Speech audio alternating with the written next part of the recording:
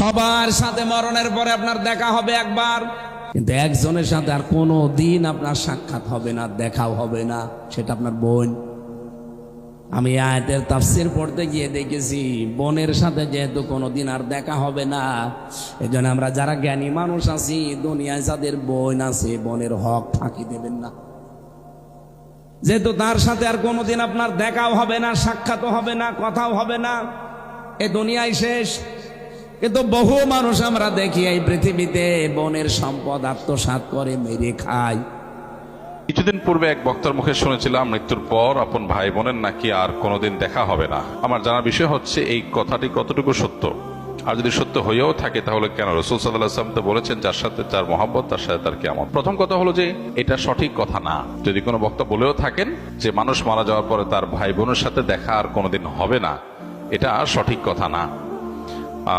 কারণ কোরআন হাদিসে কোথাও এরকম কোনো কথা বলা হয়নি যে মানুষের মৃত্যুর পর আর প্রিয়জনের সাথে কখনো দেখা হবে না, বরং এর উল্টাটা আছে।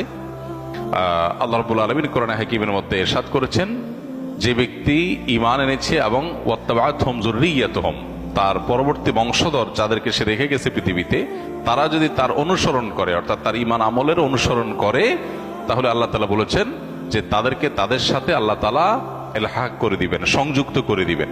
অতএব এই আয়াত বরং পরিষ্কার বলছে যে কোনো মানুষের মৃত্যুর পর তার আত্মীয় স্বজন বা যাদেরকে তিনি রেখে মৃত্যুবরণ করলেন, সে মানুষগুলো প্রিয়জনরা যদি তার আদর্শ অনুসরণ করে অর্থাৎ ঈমান আমলের চর্চার মধ্যে থাকে, তাহলে তাদের সাথে কিয়ামতে বা আখিরাতে আল্লাহ রাব্বুল আলামিন তাদের সাথে সাক্ষাৎ এবং একসাথে থাকার সুযোগ আল্লাহ তাআলা দান করবেন। এটা এখান থেকে পরিষ্কারভাবে বোঝা যায়।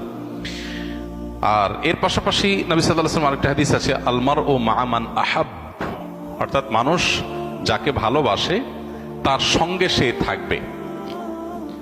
সেটার একটা অর্থ হতে পারে যে একজন মানুষ যখন জাহান্নামী কোনো মানুষকে ভালোবাসবে, আপনি কার ফ্যান, কার ফলোয়ার, কাকে ভালোবাসেন, কাকে অনুসরণ করেন, এটার উপর নির্ভর করে আপনার গন্তব্য। একজন মানুষ যখন কোনো খারাপ মানুষ অনুসরণ করে তখন তার সাথে কিয়ামত হবে, তার সাথে তার হাসর হবে, সে তার পরিণতি ভোগ করবে। আর কেউ যখন কোনো জান্নাতি মানুষকে ভালোবাসে, জান্নাতি মানুষের অনুসরণ করে, তখন সে তার সাথে জান্নাতে থাকার সুযোগ লাভ করবে। এখান থেকে পরিষ্কারভাবে বোঝা যায় যে কোনো বক্তা যদি এরকম কথা বলেও থাকেন তাহলে এটা সঠিক না। তবে হ্যাঁ, কিয়ামতের পর একজন মানুষ তার প্রিয়জনের সাথে তার সাক্ষাতের সুযোগ হবে না বা গন্তব্য পৃথক হবে যখন একজন জান্নাতি হবে আরেকজন জাহান্নামী হবে। এখন প্রশ্ন হলো যে আমার ভাই, আমার মা, আমার বাবা, আমার সন্তান কেউ যদি বেঈমান হয় আর সে যদি জাহান্নামী হয় আর আমি যদি জান্নাতি হই, তো জান্নাতে আমার সুখ হবে না, আমার তো মনে কষ্ট থাকবে যে আমার প্রিয়জন জাহান্নামে।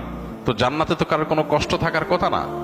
জান্নাত আজা কে আজারে নাবাসত কাছে রাবা কাছে কারে নাবাসত, ফার্সিতে একটা কবিতা আছে, জান্নাত সেই জায়গা যেখানে কোনো কষ্ট থাকবে না। তো আমার যদি আমার প্রিয়জন যদি জাহান্নামে যায়, আমি যত জান্নাতে যাই আমি তো সুখ পাবো না, তাহলে আল্লাহ তাআলা আমাকে কিভাবে সুখী করবেন? উত্তর হলো, আল্লাহ রাব্বুল আলামিন আমাদেরকে জান্নাতে যখন নেবেন বা আখিরাতের মারহালা বা স্তরগুলো যখন, লেয়ারগুলো যখন আমরা পার হব, আমরা দুনিয়ার মতো করে সেগুলোকে চিন্তা করি। সাধারণত এখানে যেরকম আমরা একে অন্যকে ফিল করি, মিস করি, আল্লাহ তাআলা সেখানকার পরিবেশ, পরিস্থিতি, আমাদের মানসিক অবস্থা সব কিছুকে আখিরাতের জন্য অনুকূল করে দিবেন।